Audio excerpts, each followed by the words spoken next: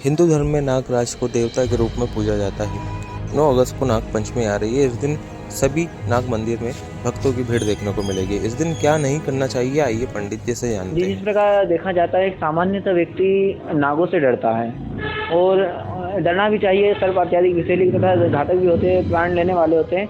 परंतु भारत अपना विविधता वाला देश है तथा कई त्यौहार ऐसे होते हैं जहाँ इसमें नागों का पूजन होता है तथा अपने शास्त्रों में, भारतीय शास्त्रों में नागों को महत्व दिया गया है तथा कालसर्प दोष आदि में अपन नागों का पूजन करते हैं तथा नाग पंचमी आदि के दिनों में, शुभ दिनों में नागों का पूजन करते हैं तथा जिनकी अकाल नाग के तथा विष के संपर्क में आने से मृत्यु होती है तो उनका भी पूजन या उनकी तिथियां वगैरह लेते हैं, तो नाग पंचमी की दिन तिथि लेते हैं।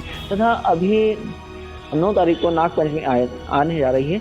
9 तारीख को नाग पंचमी को क्या कार्य करना चाहिए और क्या न करना चाहिए, इस विषय पर अपन बात कर रहे हैं। सो मुख्यतः हमारे भारत में लौकिक तथा धार्मिक कुछ कथाएं हैं तथा कुछ मान्यता है जिसके कारण ये कुछ कार्य नहीं करना चाहिए। जिस प्रकार जमीन की खुदाई नाग पंचमी के दिन नहीं करना चाहिए, क्योंकि नागों का जो घर होता है तथा उनका स्थान है वो मुख्यतः ज़मीन के अंदर नीचे का कहा गया है। वो इसलिए अगर खुदाई करते हैं तो उसमें नागों का यदि घर होता है तो वो टूट जाए तो उससे दोष लगता है तथा हानि होती है। तथा उसी प्रकार घर में कढ़ाई तवे का उपयोग नहीं करना चाहिए। लोहे की वस्तु को गैस पर नहीं चढ़ाना चाहिए, ऐसा भी कहा गया। चूल्हे पर नहीं चढ़ाना चाहिए। उसके पश्चात धारदार वस्तुओं का उपयोग सब्जी आदि तरकारी काटने में नहीं किया जाता है।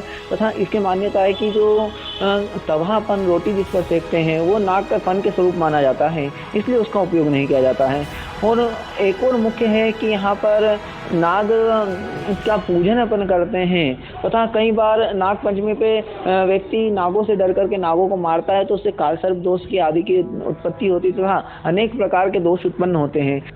तो इसी प्रकार इस दिन नाग पंचमी वाले दिन हम यह कार्य कर सकते हैं कि भगवान नागराज का पूजन करें तथा नागराज की आकृति बना करके उनको भोग आदि लगाए, कच्चे आटे का भोग लगाया जाता है। तथा मान्यता है कि यदि किसी को काल सर्प दोष होता है या विष दोष होता है तो उसके निवारण हेतु इस दिन व्रत रखना चाहिए और भगवान नागराज का पूजन कर करके उनसे प्रार्थना करना चाहिए कि हमारे दोष समाप्त हो गए।